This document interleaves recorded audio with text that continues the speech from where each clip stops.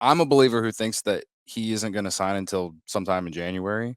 Um, it, right now, I've read rumors about him, asking for $300 million, and that seems way more than I ever expected. I thought 200 million was, almost a little too much. So I'm curious on what your thoughts on when you think he could sign with the Cubs or any team, honestly. I think it's a great insight on your part to talk about how long it might take him to sign. That means a lot that you just said. No, it's true though. But because I think Bellinger, I look at December and say this month we're going to get an answer on Ohtani and we're going to get an answer on Yamamoto. I would be stunned if we didn't have both of those decisions by Christmas. And again, I've reported I think Ohtani is going to be by the end of the week, as in the weekend into Sunday basically. And so those decisions are coming. Yamamoto is going to meet with teams next week. We know the Yankees, the Mets are heavily involved. The Red Sox really want him. So I think that market's going to mature, and we're going to find out by the end of the year on Yamamoto.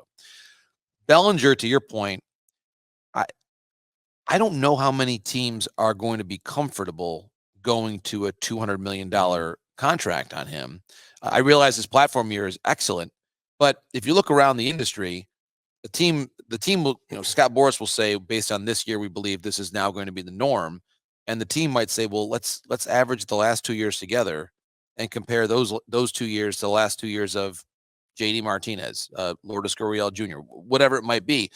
If you plot them all out and say not just the platform year, but the last 2 years, what can you expect? Well, it's a very different conversation. I don't know. Clearly, he was immensely valuable to the Cubs, and this is why free agency is so hard. Yeah. Is because and why the modern free agency is especially challenging because of all these opt-outs and different elements that really assign a lot of the risk to the teams and very little to the players.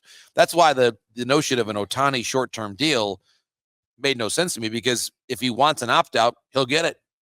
Yeah.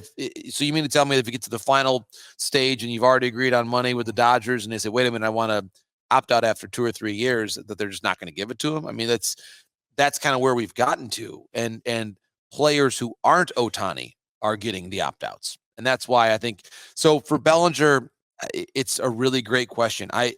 Something tells me that his eventual number, if I had to approximate it here, will likely be under 200 million. I just don't know if teams believe enough in him to go to that number. And the other piece of this that we don't know is, as we get into the new year, people will pay for the elite talent. Well, what we don't know is the impact of what sort of is the big question on the television media revenue side for a lot of teams. At what point in time does that impact a lot of the higher end spending? And we just don't know. I don't know. No one really knows. And I think that all we can acknowledge is that it's a period of uncertainty, and that could potentially impact players who aren't Ohtani and Yamamoto. Basically, they're almost in categories unto themselves.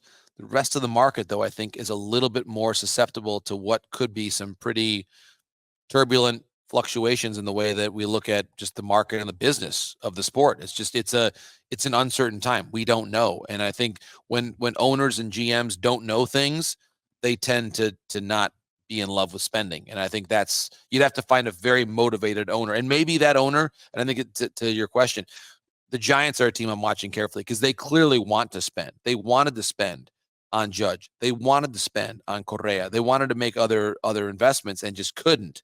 And so now they've got all this money allocated. And if they don't get Ohtani, if they don't get Yamamoto, then they could certainly get Bellinger and probably pay him. They might be the one team that can get him to that $200 million level because they've got it in their budget. They actually have more than that in their budget based on what they've been trying to do. We all silly like the mayor.